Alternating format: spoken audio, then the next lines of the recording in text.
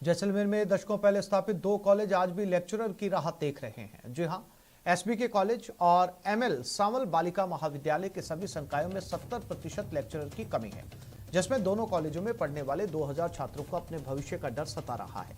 SBK college में व्याख्याताओं के 29 पद हैं, जिनमें से 19 पद खाली हैं, जबकि एमएल सावल बालिका महाविद्यालय में लेक्चरर के 22 पद हैं। यहां 16 पद खाली हैं। खास बात यह कि यहां कार्यरत 6 व्याख्याताओं में से एक को फतेहगढ़ भेजा जाना है। यह हाल तब है जब जैसलमेर शिक्षा के क्षेत्र में काफी पिछड़ा हुआ है।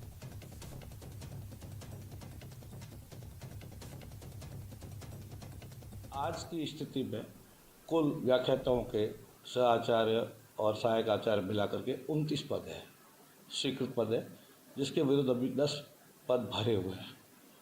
इसमें नई स्वीकृतियाँ भी शामिल है, नए विषय खुले हैं वो भी शामिल है, और सब मिलाकर के अभी 10 पद भरे हुए हैं, 19 पद रिक्त है, जिनके लिए हमने आगे लिख रखा है और कुछ विद्या संबंधों में दीपावली के बाद तुरंत शुरू कर देंगे, ये हमें पूरी आशा है। लोकल लेवल पर यदि बात करें तो यहाँ जो पारिवारिक माहौल है उसके हिसाब से लड़कियों को बाहर भेजने पर कम ध्यान है। तो यहाँ कॉलेज होने की वजह से बालिका शिक्षा में प्रतिशत बढ़ रहा था पहले, लेकिन अब इन पिछले कुछ सालों में फैकल्टी कम होने से बालिकाओं को सबसे ज़्यादा नुकसान है, क्योंकि बाहर भेजने से पेरेंट्स कतराते हैं। और अब पिछले 2 सालों में तो कोविड की वजह से सब कुछ ऑनलाइन होने लगा। आज से पहले जो एमएलए रह चुके हैं और अभी भी जो एमएलए हैं उनको भी सूचित कर दिया जा चुका है। जैसलमेर से कई मंत्री भी रह चुके हैं, अभी भी वर्तमान में भी एमपी साहब है जो मंत्री है, बट आज तक शिक्षा को लेकर किसी ने भी, चाहे विधानसभा हो और चाहे राज्य लोकसभा हो, कहीं पे कोई भी मुद्दा नहीं उठाया गया। जैसलमेर की तो शिक्षा के अंदर पहले जो स्थिति थी वो स्थिति आज भी देखने को मिल रही है। सरहदी जिला जैसलमेर आज भी शिक्षा के लिए जद्दोजहद करता नजर आता है। दशकों से यहाँ 2 गवर्नमेंट कॉलेज है, जिनमें आज भी 70% प्राचार्य और सहप्राचार्यों की कमी महसूस की जा रही है। जहाँ कोरोना के बाद उम्मीद थी कि शिक्षण व्यवस्था और सुदृढ़ होगी, लेकिन स्थिति यहाँ कुछ और ही है। धरातल पर ना तो प्राचार्य है और न ही सहआचार्य। कहीं ना कहीं बड़ी समस्याओं का सामना अब छात्र छात्राओं को करना पड़ रहा है। बालिका शिक्षा की बातें करने वाली सरकार अब अपने दावों की पोल खुलने के बाद क्या करेगी, ये देखने का विषय है।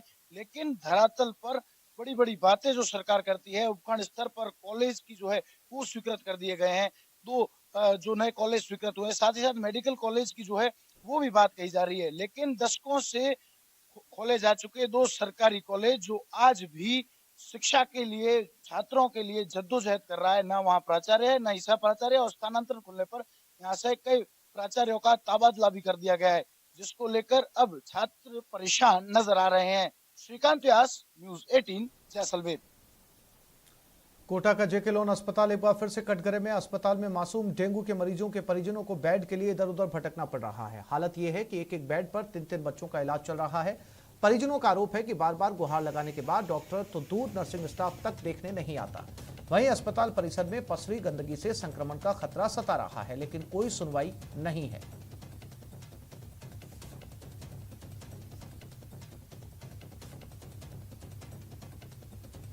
नर्सिंग स्टाफ का बर्ताव अच्छा नहीं है।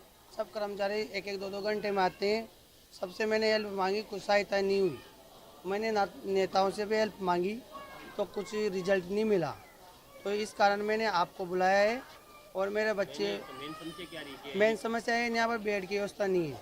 बच्चों को गोदी में लेकर जमीन पे सुलाया है। अभी तक कोई ड्रिप नहीं लगी है। दिन की जो ड्रिप 4 बजे लगना चाहिए वो 5-6 तक लगती है। कल मेरे बच्चे की ड्रिप 8 बजे तक लगी। फिर रात में अगर ड्रिप लगनी होती है तो फिर वो डायरेक्ट 10 बजे लग जाएगी। तो टाइमिंग का भी तो देखना है। अब अभी तक बच्चे ने खाना नहीं खाया, हमने खाना नहीं खाया है।